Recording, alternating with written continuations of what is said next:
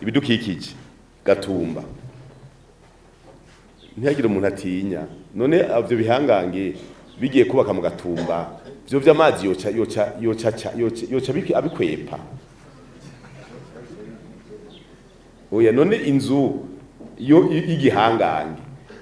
Tanganyika goca ruca impande ugaca rubandanya ati unda muretse kubera igihangange abantu bashira umutima mu nda bashira umutima mu batuba ntibagire ingorane bavuze bati ni mwimuke none hoho ubu bagumyeyo hamwe urya ruzi rutoka amega ryo ruzi nta kibe cemeza ko rwatewe n'umuzure n'imvura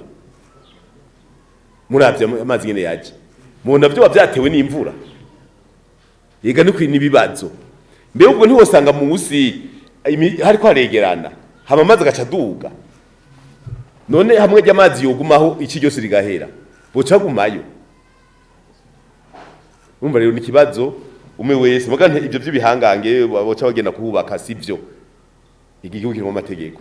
n'amazi yokama banyene ho kavuga bati dukeneye amatongo yacu baca bagendayo bakarima muga amazi aje bagasubira bakagenda